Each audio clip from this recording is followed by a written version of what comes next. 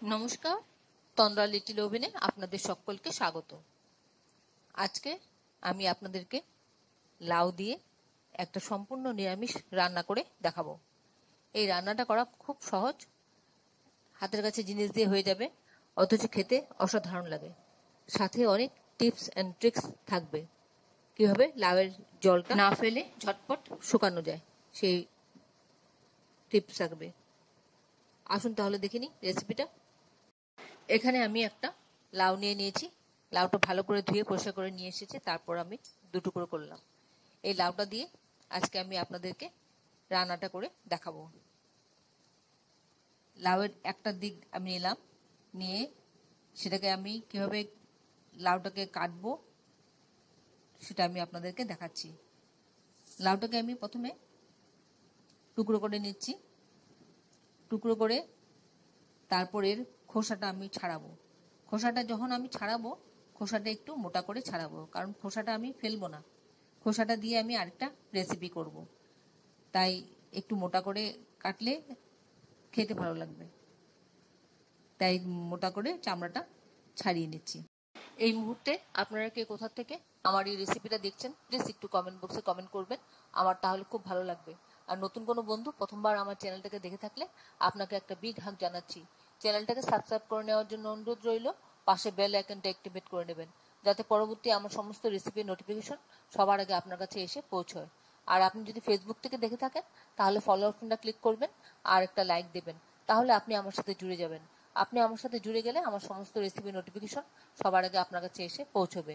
এইভাবে আমি সবগুলো খোসা ছাড়িয়ে নিয়ে আসছি। আমার খোসা ছাড়ানো হয়ে গেল। এই যে খোসাগুলি রয়েছে, এই খোসাগুলি দিয়ে আমি পরে রেসিপি একটা করে দেখাবো আপনাদেরকে। এবার লাউয়ের একটা করে টুকরো ধরে নেব, নিয়ে আমি খুব মিহি মিহি করে কুচি কুচি করব। কিভাবে কুচি কুচি করব দেখে নিন। আমি কাটছি কিভাবে। আমি ছুরি দিয়ে কাটছি, আপনাদের যদি ছুরি দিয়ে অসুবিধা হয় আপনি বটি দিয়ে করতে পারেন।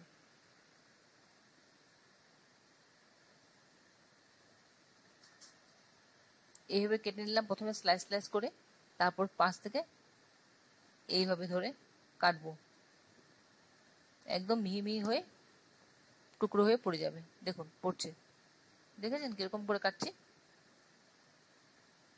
এইভাবে আমি সবটা লাউ যতটা আমার প্রয়োজন আমি কেটে নিয়ে আসছি আপনাদের কাছে।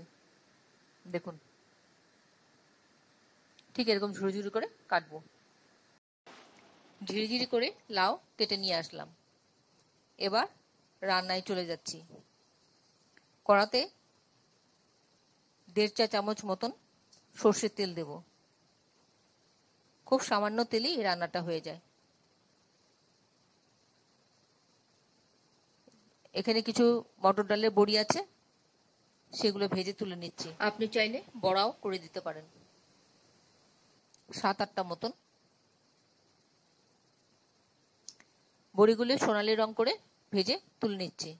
আপনারা যারা এখনো পর্যন্ত আমার চ্যানেলটাকে সাবস্ক্রাইব করেননি, ঝটপট সাবস্ক্রাইব করে নিন। আপনাদেরকে আমাদের মাঝে দেখতে পেলে আমাদের ভালো লাগবে। এবার ওই তেলেই একটা শুকনো লঙ্কা আর হাফ টিস্পুন মতন মেথি ফোড়ন দিলাম। আপনারা যদি মেথি ফোড়ন পছন্দ না করেন তাহলে গোটা জিরে ফোড়ন দেবেন। আমার মেথি গন্ধটা ভালো লাগে তাই মেথি ফোড়নটা দিলাম। আর একটা তেজপাতা ফোড়নে দিয়ে দিলাম।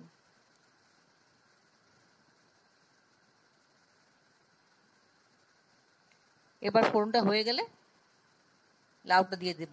ঝিরে ঝিরে করে কাটা লাউ সবটা দিয়ে দেব।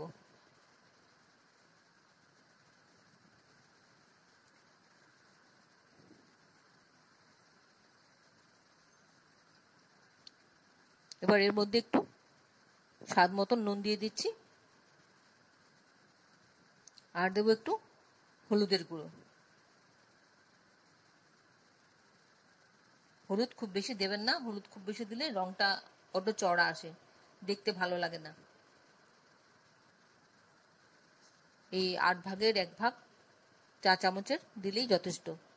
আর একটা কাঁচা লঙ্কা দিয়ে দিলাম। একটু ঢেকে রাখছি 2 মিনিটের জন্য। 2 মিনিট বাদে ফিরে আসলাম। খানিকটা লাউ মজে গেছে, তবে আরো মজবে।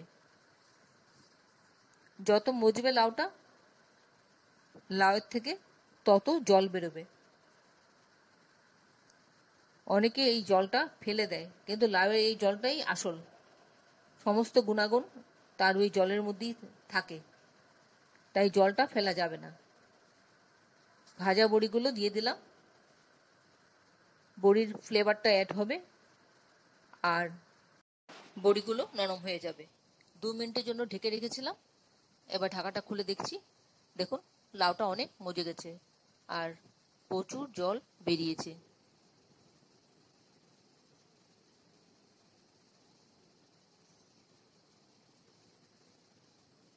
এবার এই জলগুলিকে কিভাবে তাড়াতাড়ি শুকোতে হবে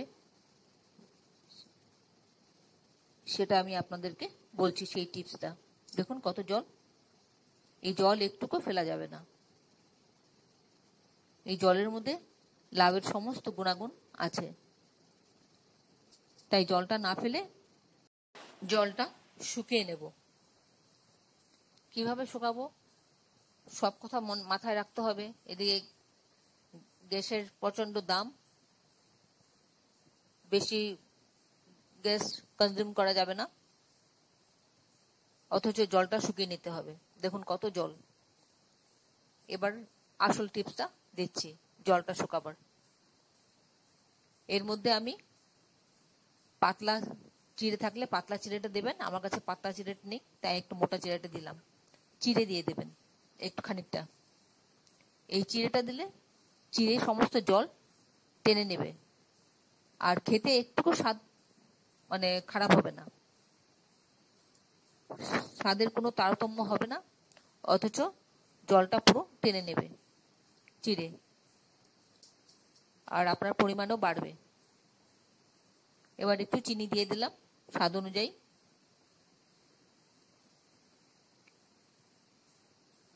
ঢাকা কিন্তু আমি আর দেব না, ঢাকা দিলে কিন্তু আবার জল ছাড়বে। ঢাকা না দিয়ে খোলা রেখে সমানে নেড়েচেড়ে দিতে হবে। একটু ফ্লেমটা মিডিয়ামের থেকে হাই করতে পারেন, অল্প সামান্য। ফুল হাই নাই করলেন, মিডিয়াম টু হাই মধ্যে রাখুন ফ্লেমটাকে। রেখে দেখুন জলটা কত তাড়াতাড়ি টেনে নিচ্ছে।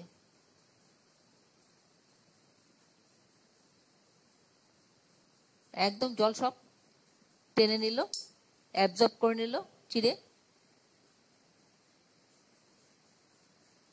আর ঝটপট আমার রান্নাটাও হয়ে গেল।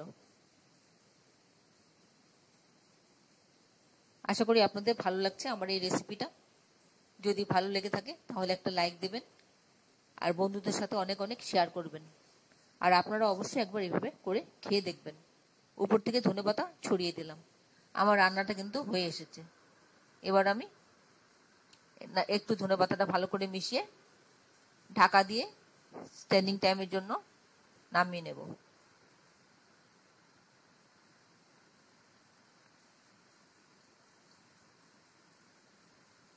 এতক্ষণ ধৈর্য ধরে আমার এই রেসিপিটা দেখার জন্য আপনাদেরকে অসংখ্য অসংখ্য ধন্যবাদ।